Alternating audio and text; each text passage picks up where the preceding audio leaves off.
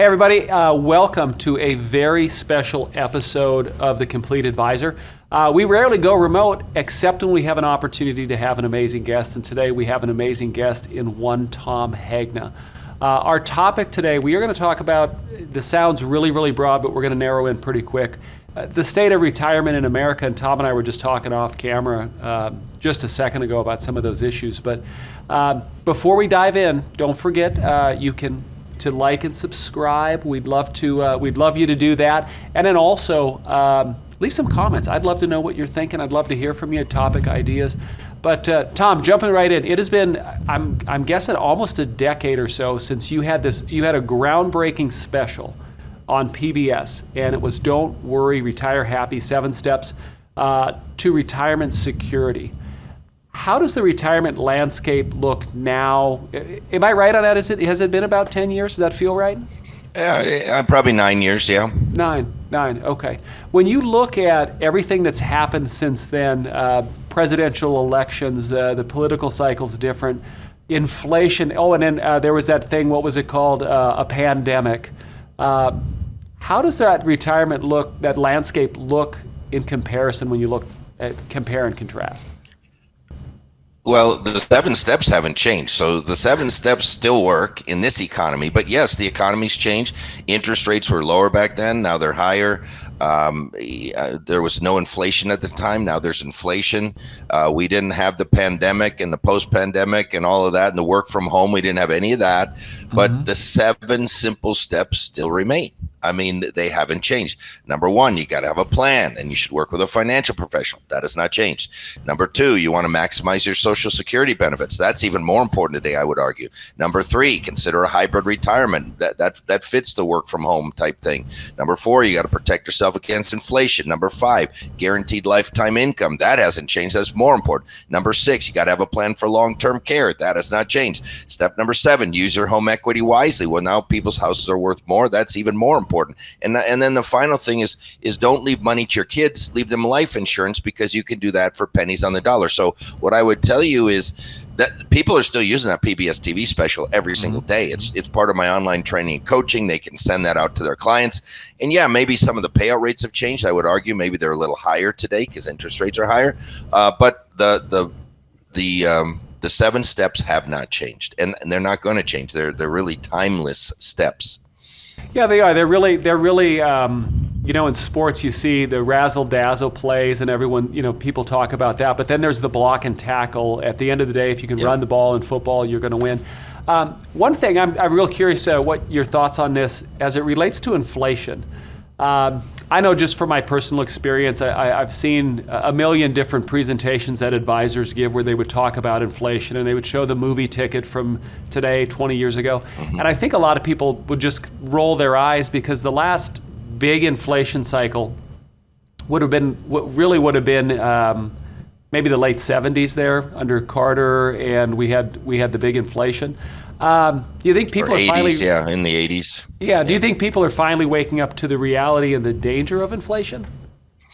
Yeah, and it's especially dangerous for retirees, because even at 4% inflation, your purchasing power is cut by more than 50% in 20 years. It's cut by 2/3 in 30 years. Now that's at 4%. If inflation was 5 or 6 or 7, you're talking a $10,000 purchasing power could be worth less than $2,000 sometime in the future, and that can be devastating for seniors. We should talk a little bit more. There are people out there. This is a surprise to me, but there are people that don't know who you are. And so let's talk a little bit about Tom Hegna. I know that, correct me where I'm wrong here, but 25 years in the financial services industry, so you were on the selling side, working with clients, retired lieutenant colonel, if I'm not mistaken. And then from there, though, you pivot and you come out to help advisors. What made you make that switch?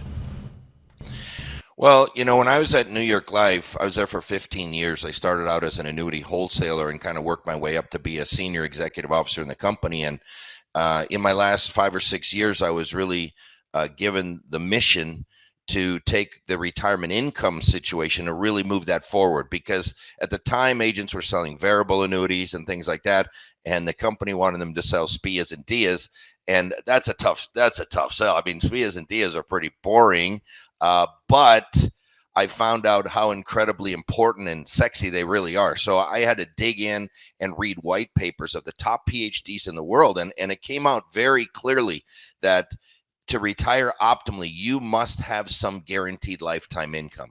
Now, I don't say that a client should have a SPIA, a DIA, a fixed index annuity, or I leave that up to the financial advisor. But what I want to make sure is that these people have at least their basic living expenses covered with guaranteed lifetime income. Now, Social Security counts. Why? Because it's a lifetime income annuity. Pensions count. Why? Because they're lifetime income annuities. And, when people say, oh, I hate annuities, I say, really?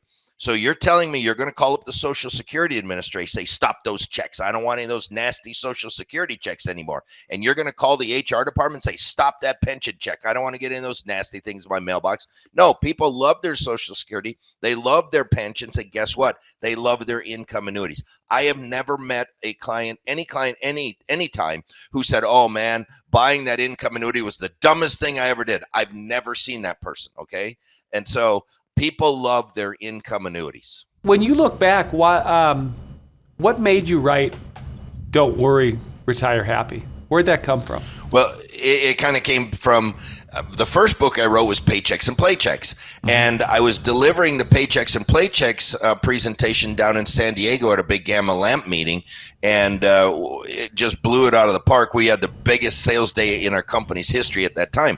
Well, there was somebody there from PBS, and they said, Tom, this is amazing. We need to take this message out to the American people, but we don't think they're going to understand this Paycheck and Playcheck thing. We would need a simpler title.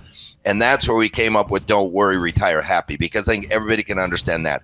And so the difference between Paychecks and Playchecks and Don't Worry, Retire Happy is Paychecks and Playchecks goes a little deeper into life insurance, annuities, long-term care, and risks.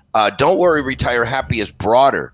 It talks about having a plan, working with a financial advisor, maximizing Social Security benefits, hybrid retirement. None of those things were and using home equity wisely. Those things were not in Paychecks and Playchecks. It does still talk about inflation and guaranteed lifetime income and long-term care, but Don't Worry, Retire Happy is a little broader. It's broader for the consumer market.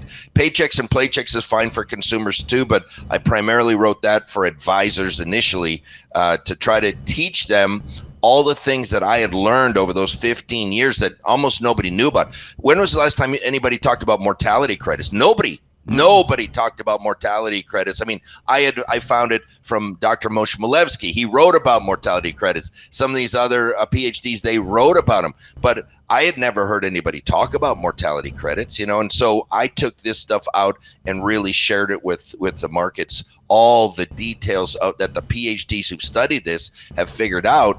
But advisors weren't reading white papers of PhDs, and consumers certainly weren't. So that I was kind of the intermediary between all these smart PhDs and kind of the general public and advisors.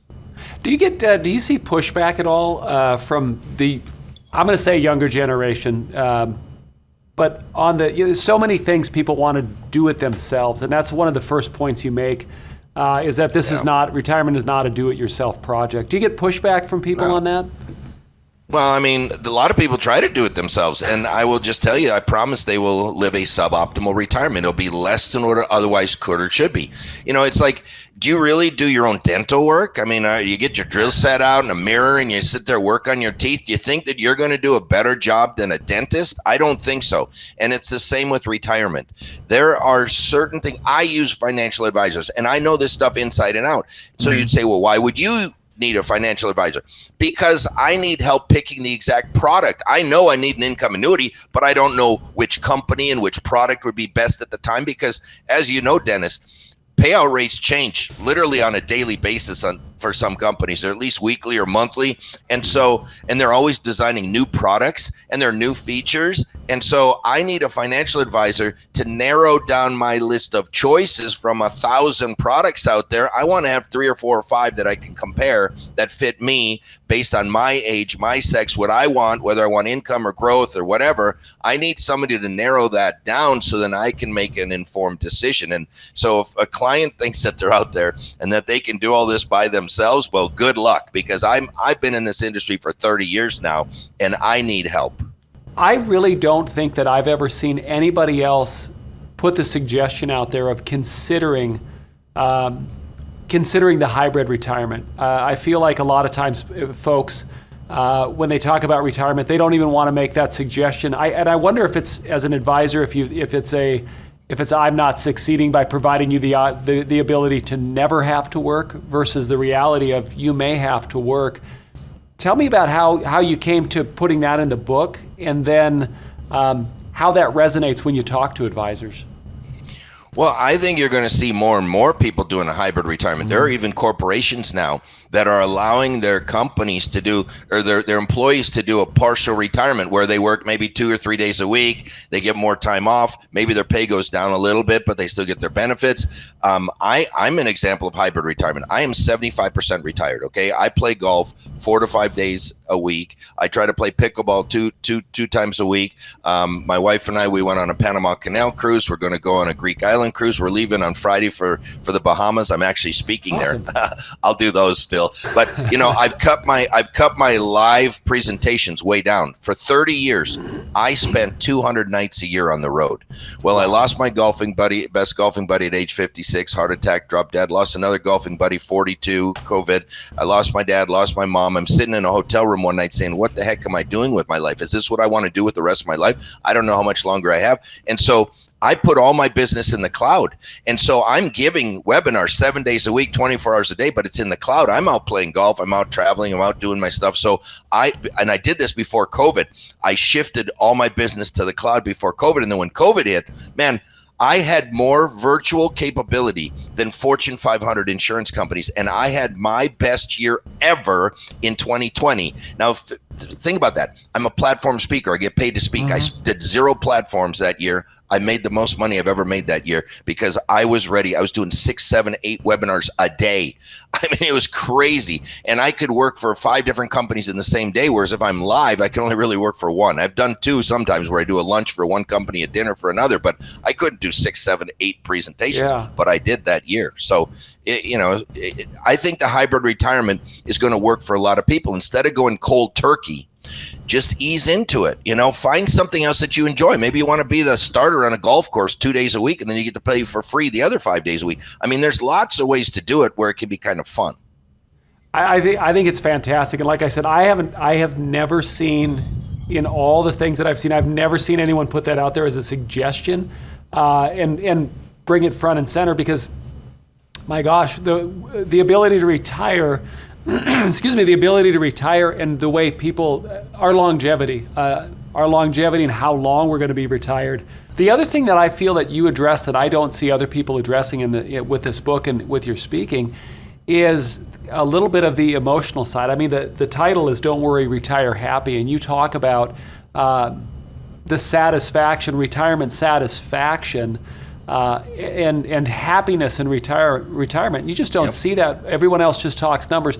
Would you talk a little bit about that and how you came to that and what I'm referring to? I think the 3 key reasons why you have to put guaranteed lifetime income into a retirement portfolio. Number 1, it improves portfolio performance. Number 2, you're going to be happier. Even the Wall Street Journal said the secret to a happier retirement is friends, neighbors, and a fixed annuity. And they studied who are the happiest people in retirement.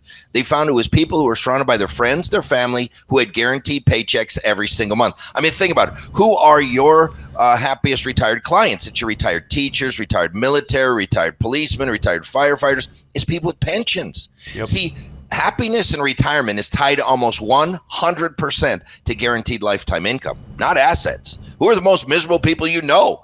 They're loaded. They got assets out the wazoo, but they're losing money here, they're losing money there, they're losing money over there.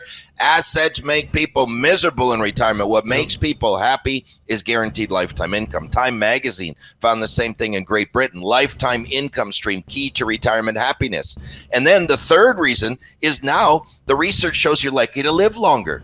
Freakonomics did this whole study. It was actually a University of Chicago study that studied people who had guaranteed lifetime income and people who didn't. And they found that the people who bought lifetime income annuities lived longer than the people that didn't. And it wasn't because they had more money than people who didn't buy them. It's because there's something about having that payout every single month that causes people, I think I can live for another check. Yeah, I'm going to stick it to that insurance company one more time. And they live longer. Attorney Patrick Tricker wrote an article in the Journal for Financial Service Professionals, and it was Annuities and Moral Hazard. Can longevity insurance increase longevity? And what he found is that in the United States, a 65-year-old male who has a lifetime income annuity can expect to live about 20% longer than a 65-year-old male who does not. And the whole rest of the article explained why people who have guaranteed income tend to live longer. First of all, they don't worry. They don't have the stress. The market's down 40%. Good. They're playing another 18 holes of golf with their buddies. And because they're being paid to live, guess what? Many of them choose to live differently. They watch what they eat. They exercise. They call the doctor when not feeling well. And all these dumb, stupid things tend to cause them to live longer. And this isn't something new. Jane Austen wrote a book, Sense and Sensibility, back in 1811. And she talks about that, people who have annuities tend to live forever. They never die. Those checks come over and over and over. There's no getting rid of it. She wrote about it in chapter 2 back in 1811. And annuities have been around for thousands of years. The Roman Empire issued annuities because running out of money is not a new concern. It's been the number one concern of people ever since there's been people and there's been money. That's fascinating. One other thing that I love about you, and I've got another couple questions for you, but you mentioned how many webinars and how much virtual work you've done, but it would be a crime and a shame if I wouldn't throw out your street credibility when it comes to, I'm not sure what the number is at now, but I know at one time you had done over 5,000 live events. Am I right on that? That's correct, yes, in all 50 states and many different countries. What do you think the number is now if you add it up, if you compiled it all? What do you think you're at? Well, I mean, I don't, like I said, I've cut down my live speaking significantly. So last year, maybe I did 25 instead of 200 or 300. And this year I might do 20, in person. I'm doing live with you right now, virtually. I do a lot of this virtual live, but for me to fly, I'm not going to Pittsburgh in January for a week anymore. Okay. I'm just not doing it. And I did that for 30 years.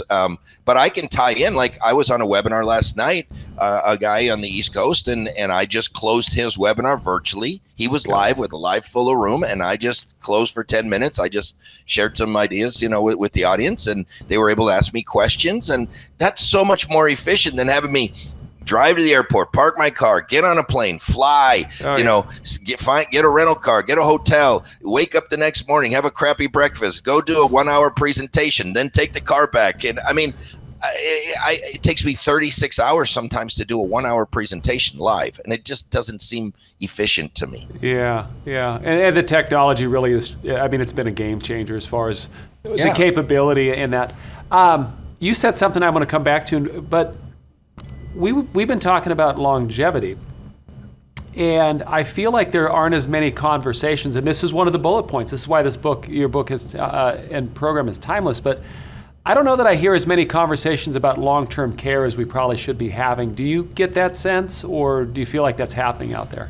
Long-term care is the number one thing that people are forgetting about that can wipe out their entire life's work. Like, if you don't protect against inflation, your lifestyle will drift down over time, but it's not going to crash and burn immediately. But a long-term care event, an unplanned long-term care event, can literally wipe you out. And that's been the number one complaint of advisors, is that, I'm not getting, I send in a long-term care plan and always gets declined. Well, you know why that is? Is because the only time I send in a long-term care application was somebody calls them and says, hey, can I get some long-term care? Well, that's a sign right there that they're going to get declined. If they call you, declined. You call them, approved. And that's the thing with long-term care. You got to call them. When they call you, it's because mom's been forgetting where she puts her car key. She put, the sandwich in the refrigerator and left it there for 2 months. Those are the people who are calling you, okay? I need some long-term care. Yeah, that's going to be declined. You want to call them in their 40s, their 30s and 40s and early 50s, and that's when long-term care is affordable. That's when it's going to get approved. And that's the time to sell long-term care insurance, is in their 40s and 50s, not in their 70s. That definitely is something that I think needs to come back to the forefront and get those conversations going, because I just don't know that it just doesn't feel like that's being talked about as much as it should. No. And especially with longevity, my goodness, that could be just the impact of that is just catastrophic in a long time. I talk about it personally. My own parents, I made them buy long-term care insurance 18 years ago. They didn't want to. It's too expensive. We'll never need it. It's an insurance company ripoff. I made them buy it. Well, they were both in assisted living, $10,000 a month. Now, these were teachers from small towns in Minnesota. There were years they didn't make $10,000 a year, $10,000 a month. So I can't imagine their retirement if they didn't have those policies. Now, you mentioned something. I'm very curious about this. So 25 years experience, you've been on both sides of the fence. You've been training advisors for years. And you just mentioned that you had an event the other night where you were answering general public questions. Yep. Have you seen a shift in questions as age demographics change? You've been in the industry for a little bit. Anything you could put your finger on? I have seen people much more engaged about retirement because now retirement's real to them. 5 or 10 years ago, I'm getting closer, but now there's more people where it's the real thing. And they've seen that the stock market doesn't always go up all the time. Now, I'm not against the stock market. I have money in stocks. I have money in real estate. I have a very, very diversified portfolio. I even own a little crypto, but I've got my guaranteed paychecks and playchecks as my base, that even if everything else goes to crap, I'm still going to be able to live my life, play my golf, take our trips, do our fun stuff. What's interesting is Ernst & Young just did a white paper, and your watchers can Google it. And they were looking for the perfect retirement portfolio. And they tried 100% stock. They tried 90% stock, 10% bond, 80-20, 70-30, 60-40, 50-50. Then they went back and they added permanent life insurance and an income annuity. And you know what they found? The very best portfolio has investments, life insurance, and annuities. Now, I've known that for 30 years. That's what all my writing's about. But it's nice that Ernst & Young, the leading accounting firm in the world now, has done a white paper that confirms all that. Even the Wall Street Journal said you should move some of your bonds to annuities. So, there's so many great articles out there, great third-party pieces that advisors should really put together in a playbook, so that when a client, that it's not just the advisor telling them to get the annuity. These are the leading researchers in the world that say this should be a foundational part of your retirement plan. Do you see people that when you lay out the 7 steps and you go through and you make such a perfect case for them, do you see people that are a little bit like they're looking for the magic bullet, and they're like, well, wait, I can do these things, but I thought there'd be some epiphany and the sun would open up and shine through the clouds? The thing is, when I get done with my presentations, when I'm doing consumer presentations, the vast majority of them say, Tom, this makes so much sense to me. Why don't other people do this? I thought it was all about the stock market. I got a brother-in-law who says it's all about real estate, but you show where each of these things fit in the right place, in the right amount, and that's it. Because I don't sell annuities, I don't sell life insurance, I don't sell any of these products. Mm-hmm. And that's why I think when I take the research of PhDs who also don't sell, we are what I call disinterested third parties. We do not get paid whether the client buys or not. And so what we say carries a little more weight because we don't have an agenda. We're not going to try to make a commission. We're not trying to make a fee. I'm just showing them what the research shows.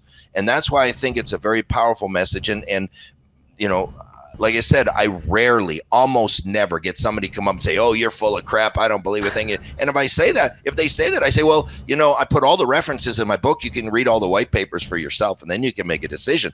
But that almost never happens. 99% of the people come and say, Tom, thank you so much. This has really helped us. It clarified it for me. Now I see why you need these different products and where. And so I get most people just say thank you to me. I get very few people who are mad or upset. There's wackos out there. There's nothing I can do about it. The hater's going to hate, but it's a very rare thing.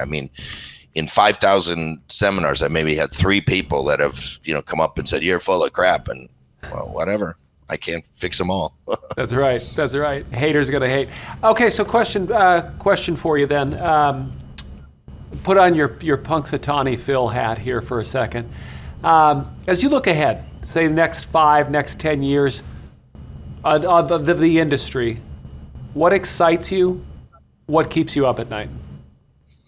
Well, I mean, exciting. I think the product development has been very exciting. I think they're always coming out with new features and new benefits. That's exciting. I like this, guaranteed issue long-term care stuff. I like that because that might get advisors back on the long-term care thing. What keeps me up is, we're $31 trillion in debt as a country. And, at 1% interest, that's 310 billion of interest. We can afford that. But at 5%, that's 1.5 trillion of interest. And we can't, the whole defense budget is 800 billion. And so next year, I think our interest costs will be higher than our defense costs. And that is a problem. And so, taxes are going to have to go up. Programs are going to need to be cut. Social Security is going to need to be fixed. Medicare is even worse.